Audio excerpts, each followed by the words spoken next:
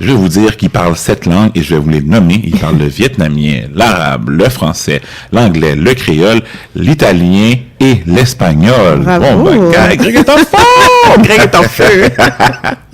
Comment tu vas, Beverly? Ça va bien, toi? Ça va super. Alors, tu nous parles de quoi? Aujourd'hui, je vous parle de la loi 41 qui entre en vigueur au Québec samedi. OK. Ce serait important que les gens sachent les nouveaux services qui vont être offerts dans les pharmacies. Ouais. Je vous présente les 7 nouvelles lois. Avant que tu commences, tu sais que ta chronique de la semaine passée a fait fureur. Fureur. Écoute, même que les gens m'ont dit, Greg, j'ai pu clairement ressentir un malaise dans ta voix quand tu parlais. Très, très bonne chronique, très j'espère que j'ai suivie. touché les gens puis qu'ils vont faire attention à cette problématique qui est des fois très intime.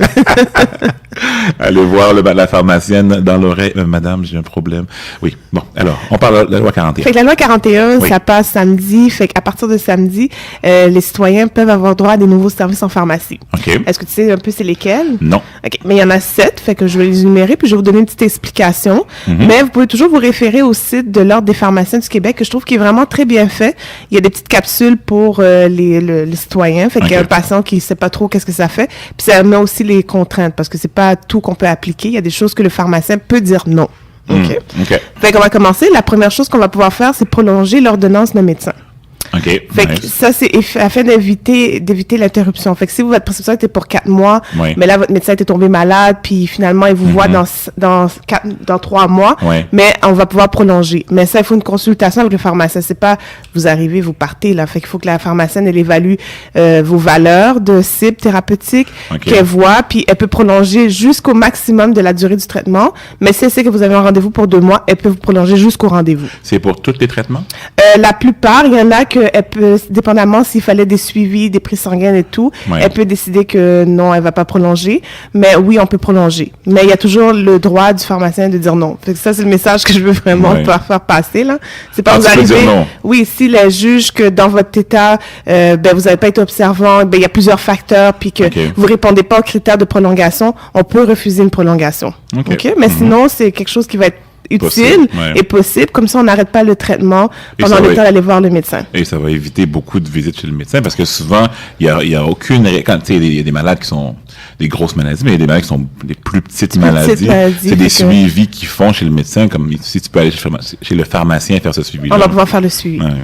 Fait que ça, c'est un. Deuxièmement, on va pouvoir prescrire des analyses de laboratoire. OK. Fait que, par exemple, vous prenez un médicament pour le cholestérol, puis vous venez nous voir, vous avez des douleurs musculaires. On va pouvoir demander les enzymes hépatiques, parce que OK. des fois, il y a certains médicaments qui atteignent le foie. Fait qu'on va pouvoir avoir les résultats pour voir si c'est les médicaments qui causent cet effet secondaire-là. OK. C'est sûr qu'on va pas, on va savoir si on va essayer de voir si vous avez eu un résultat préalable.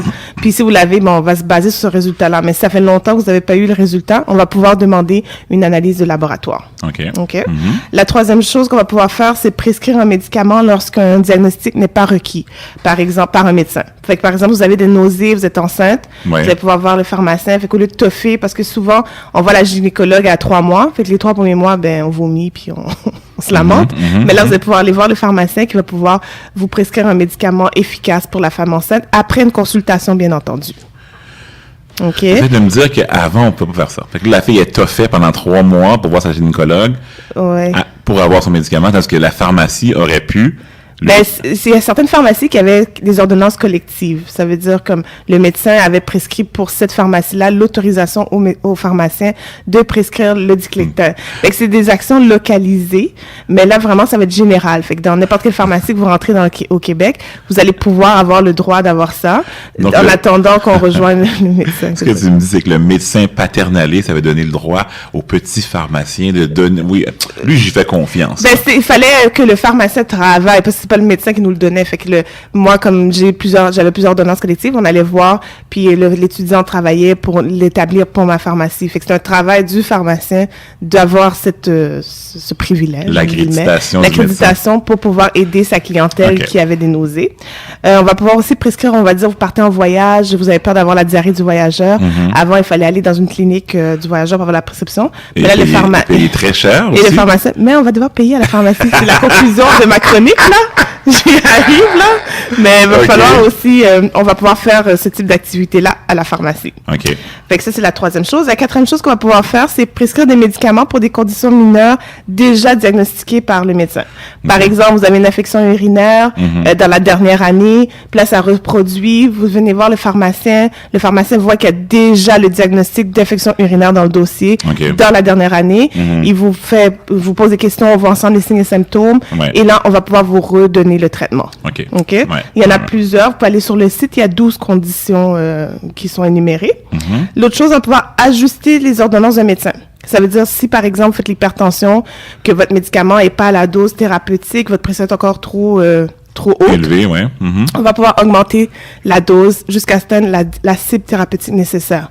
Avant ça, il fallait faxer au médecin, demander nanana. Mais là, maintenant, on va pouvoir avoir le droit de faire ça. Fait que ça fait que vous allez atteindre vos cibles plus rapidement au lieu d'attendre dans 6 mois pour votre rendez-vous. Oui, le médecin. Ou c'est ça. Fait qu'on va pouvoir vous ajuster puis vous stabiliser plus rapidement. OK. Ouais. L'avant-dernière chose, c'est s'il y a, on va dire, substituer un médicament en cas de rupture de stock. Ça arrive souvent. J'ai eu beaucoup de BO dans la dernière année. Des BO, c'est des back-orders, des choses en rupture de stock. Fait que quand ça arrive, le pharmacien, il vérifie dans ses alentours, des autres pharmacies avoisinantes pour voir s'il n'y en a pas. Il va vérifier auprès de son grossiste. Et si là, après cette vérification-là, il trouve vraiment pas le médicament pour vous, il va pouvoir le substituer pour quelque chose qui va fonctionner là, dans la même classe. OK? Fait qu'au lieu d'attendre, parce que là, maintenant, qu'est-ce qu'on faisait? C'est qu'on faxait, on attendait que le médecin, on essayait de rejoindre ou on vous envoyait revoir le médecin pour avoir une solution. Fait que là, on va avoir un peu les mêmes piliers pour faire ça. Incroyable. Et la dernière chose, on va pouvoir administrer un médicament afin de démontrer l'usage approprié. Ça veut dire que si vous êtes asthmatique ou vous avez une pompe, on va pouvoir vous l'administrer pour vous expliquer comment bien l'utiliser. Ouais. Fait que la loi 41, comme si je vous parle comme ça a l'air super magique, hein? Oui. Mais la seule chose, c'est que notre super gouvernement n'a toujours pas trouvé d'entente avec la QPP. On est quelle date? On est le 18 juin. 18 juin. Donc, le 20 juin, les choses sont pas encore couvertes. On sait pas qu'est-ce qui est couvert. On sait pas qu'est-ce qui est pas couvert.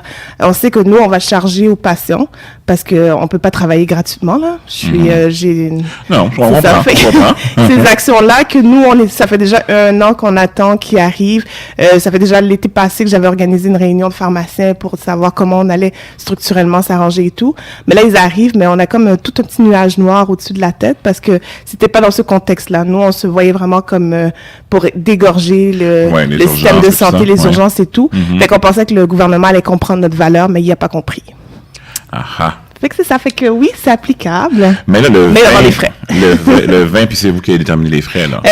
La QPP, qui est l'Association québécoise des pharmaciens propriétaires, nous ont fourni une grille que les pharmaciens vont suivre, là, pour vraiment fait qu'ils nous ont mis un barème, puis on va appliquer ces frais-là. Comme ordre d'idée, c'est combien à peu près? Oui, je vous ai apporté un peu la grille, comme pour exemple, prescrire un médicament de condition mineure lorsqu'un diagnostic est requis, c'est 19,50 à peu près. Fait qu'une vingtaine de dollars pour la consultation.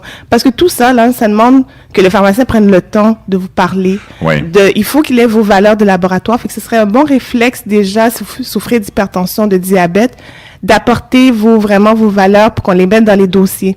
Comme ça, si jamais il y a une prolongation éventuelle, on a déjà vos valeurs au laboratoire. Fait que ça va aller plus rapidement pour le pharmacien pour analyser votre situation. Tandis que si je rentre dans votre dossier puis j'ai juste des médicaments pour hypertension puis j'ai pas de valeur, mais ça va être un peu plus long. OK. Oups. Définitivement, c'est une très bonne chose, Mais écoute, on va voir l'application. On espère que le gouvernement, d'ici le 20, vont se décider à trouver une entente avec vous, justement, pour pouvoir pour qu'on ait à payer en tant que tel. Là. Parce que techniquement, ces services-là sont gratuits si on va chez le médecin. Oui, si vous allez chez le médecin, il y a certains médecins qui vous chargent des frais pour renouveler des formulaires qui nous faxent, nous, chez le pharmacien. Là. Mais normalement... On les voit pas, nous, parce qu'on paye avec la carte santé. Oui, vous payez avec la carte santé, mais récemment, comme il y a certaines cliniques qui vous chargent aussi. Fait que c'est juste vraiment... aussi, toute cette loi 41A est rentrée dans la loi 28. Ça fait que tout ça, ce qui est passé par Bayon. Fait que là, moi, je vais offrir de nouveaux services qui sont la loi 41, que je suis super excitée parce que ça fait avancer ma profession. Mais en même temps, je sais pas ce qui arrive avec mes services acquis présentement. Fait que vous voyez, fait que est-ce que genre oui, je vais offrir plus, mais en même temps, je vais perdre qu'est-ce que j'avais déjà acquis.